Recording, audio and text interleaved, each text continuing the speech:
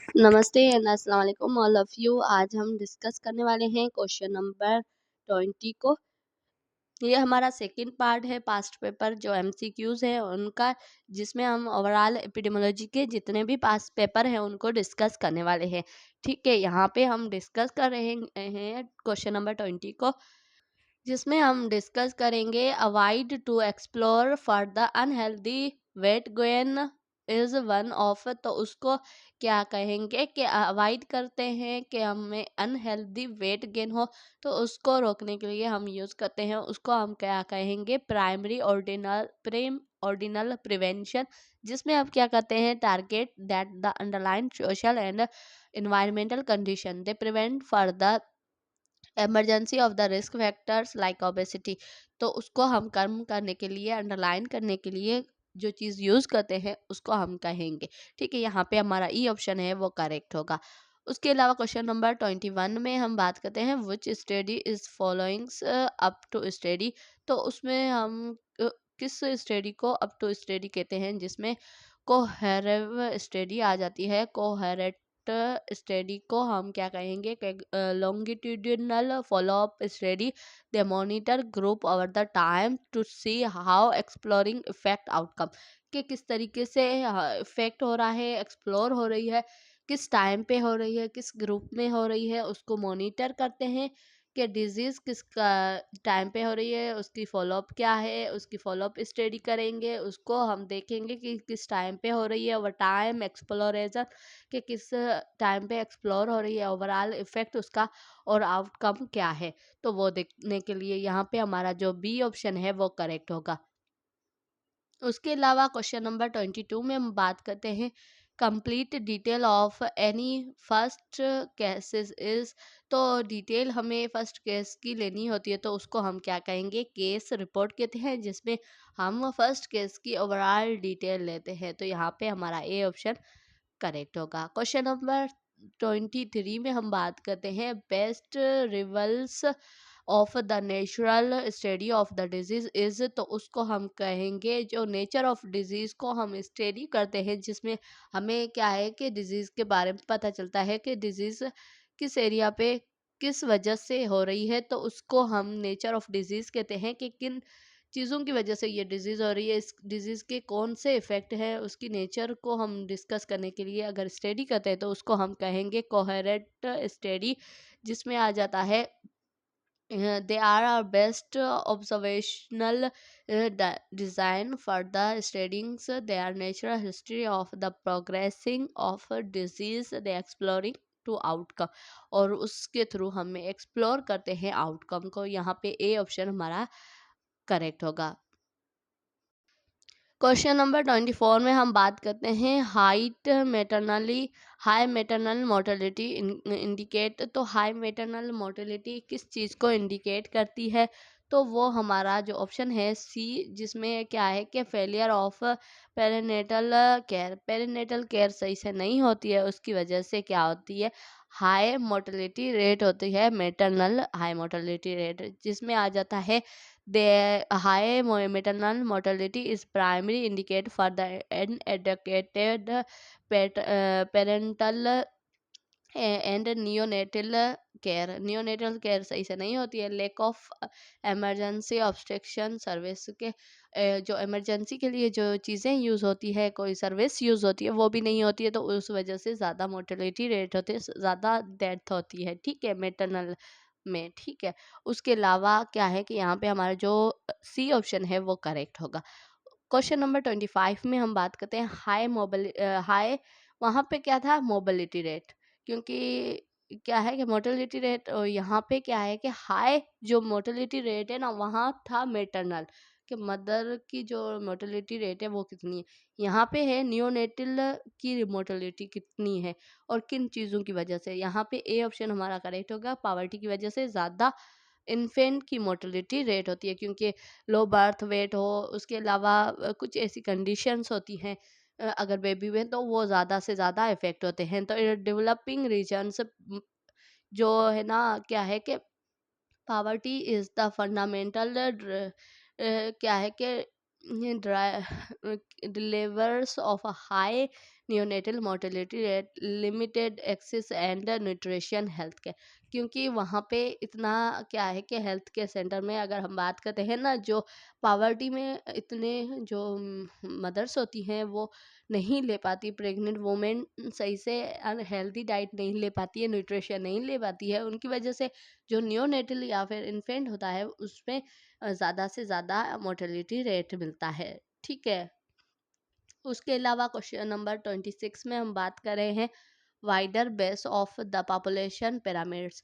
क्या शो करता है कि वाइडर जो पॉपुलेशन है ना, wider base of the population pyramid so the high mortality rate, कि हाई मोर्टेलिटी रेट है, या फिर बी में है कि हाई फर्टिलिटी रेट, या फिर ई ऑप्शन में क्या है कि हाई बर्थ रेट, जिसमें आ जाता है वाइडर बेस पे हम पिरामिड्स को देते हैं देखते हैं तो उसमें आ जाता है कि wider base for the population pyramids represent for the number of children's in direct result for the high birth rate, कि कितना बर्थ रेट है एक इंडिविजुअल पॉपुलेशन में। तो यहाँ पे 26 में हमारा जो ऑप्शन है वो ई ऑप्शन करेक्ट होगा। क्वेश्चन नंबर 27 में हम बात करते हैं carbohydrate fat insufficient vitamins are dash agents.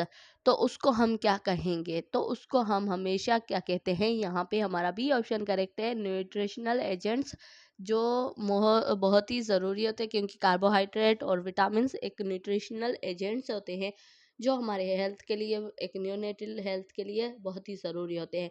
तो यहाँ पे हमारा बी ऑप्शन है वो करेक्ट होगा, जिसमें आते हैं nutrition like fat and vitamins are they nutrient, they are nutritional agents, it's epidemiological host agents, they environment models, इसको हम इन्वायरमेंटल मॉडल्स कहते हैं।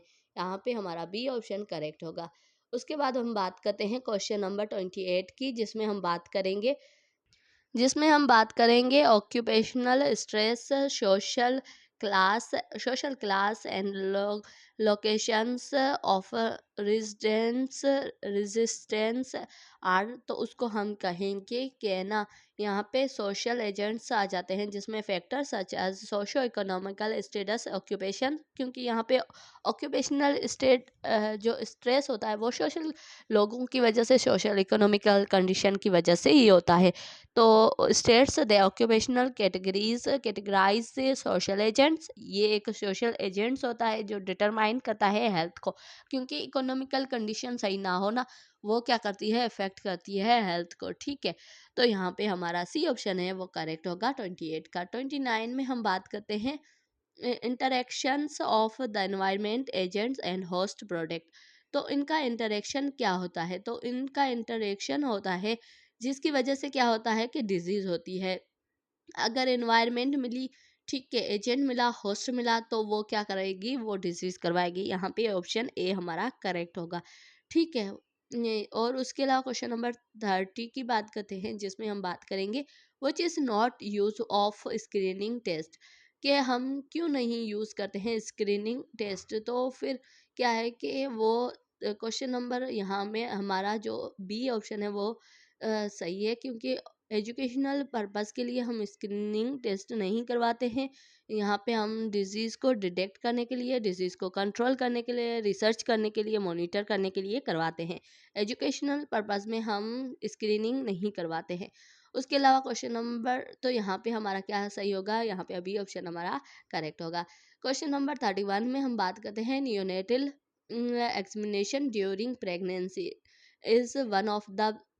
तो उसके लिए हम क्या करवाते हैं जो बेस्ट होगा, वन ऑफ द बेस्ट, तो उसके लिए neonatal checkups involves the specific test BP and glucose, the aim of single disease condition state in pregnancy.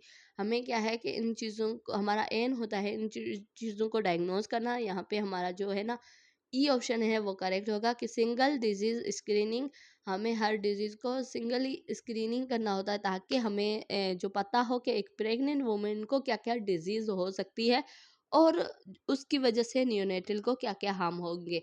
इसके लिए हम क्या करेंगे, नियोनेटल एक्सामिनेशन में भी ये सारी चीज़ें आ जाए, ग्लूकोज लेवल देखते हैं और ब्लड प्रेशर देखते हैं, जो हम सिंगली स्क्रीनिंग करते हैं। ठीक है। और उसके अलावा हम क्या करेंगे, क्वेश्चन नंबर 32 में हम देखते हैं abnormal condition of the body and mind. तो उसको हम हमेशा कहते हैं डिजीज़, क्योंकि डिजीज़ में क्या होता है, बॉडी और माइंड दोनों की एबनॉर्मल कंडीशन होती है, ठीक है, उसको हम क्या कहते हैं, डिजीज़ कहते हैं। यहाँ पे ए ऑप्शन हमारा करेक्ट होगा। क्वेश्चन नंबर 33 में हम बात करते हैं presence of risk factors is necessary for the developing. तो उसके लिए क्या जो हमारा अगर नेसेसरी है कि प्रेजेंट हो रिस्क फैक्टर, हमें पता हो कि किन चीज़ों की वजह से हो रही है, तो उसमें आ जाता है नॉन कम्युनिकेबल, जिसके लिए हमें क्या है कि हमें ये इन चीज़ों से पता चलता है कि इसके रिस्क फैक्टर क्या है, किन किन, क्योंकि कम्युनिकेबल डिजीज़ वो डिजीज़ होती है जो इन्फेक्शन की वजह से, बैक्टीरिया वायरस, वो हम अच्छे से तरीके से देख सकते हैं। बट जो नॉन कम्युनिकेबल डिजीज़ होती है उनको हम अच्छे से नहीं देख सकते, उसके रिस्क फैक्टर हमें देखने ज़रूरी होते हैं। यहाँ पे क्या है कि जो बी ऑप्शन है वो हमारा करेक्ट होगा।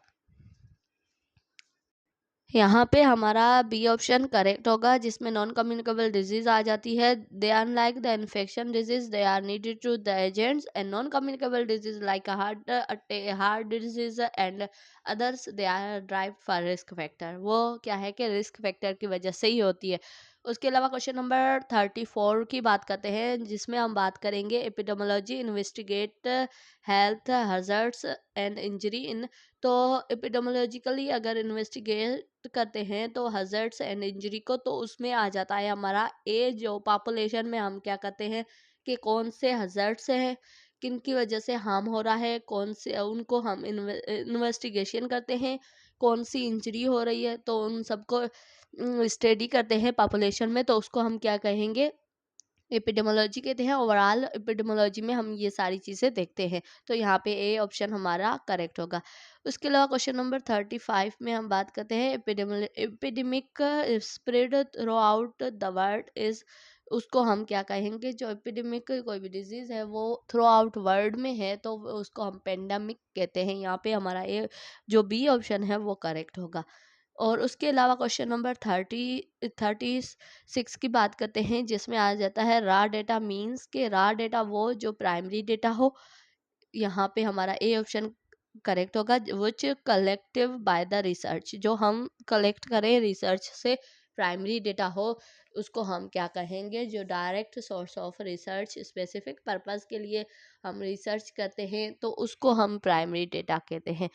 उसके अलावा यहाँ पे हमारा ए ऑप्शन करेक्ट होगा। 37 में हम बात करते हैं कुक्ड डेटा दैट किस दे सीजेस डेटा, तो उसको हम क्या कहेंगे, the data that is already being purpose processed and और पब्लिश, जो प्रोसेस्ड हो, पब्लिश हो पहले से ही, तो उसको हम कुक्ड डेटा कहते हैं। तो यहाँ पे हमारा ए ऑप्शन करेक्ट होगा, जिसमें आ जाता है कि कुक्ड डेटा वो जो सेकेंडरी डेटा होती है, जो पहले से ही बनी हुई होती है, उसको हम कुक्ड डेटा कहते हैं, जो हम ऑलरेडी जो हमें मिली हुई होती है। क्वेश्चन नंबर 39 की बात करते हैं, विच is not nominal kind of data. तो इसमें से कौन सी नॉमिनल काइंड की डेटा नहीं है, ठीक है, जो टेम्परेचर है वो नॉमिनल नहीं है डेटा, तो यहाँ पे हमारा ई ऑप्शन करेक्ट होगा। So thank you so much. आज का वीडियो इतना ही, मिलते हैं नेक्स्ट वीडियो में नए टॉपिक के साथ। ओवरऑल हमने यहाँ पे जो हमारा से जो एपिडेमियोलॉजी का अगर पास पेपर की बात करते हैं, तो इसका सेकंड पार्ट हमने आज कंप्लीट किया। So thank you so much.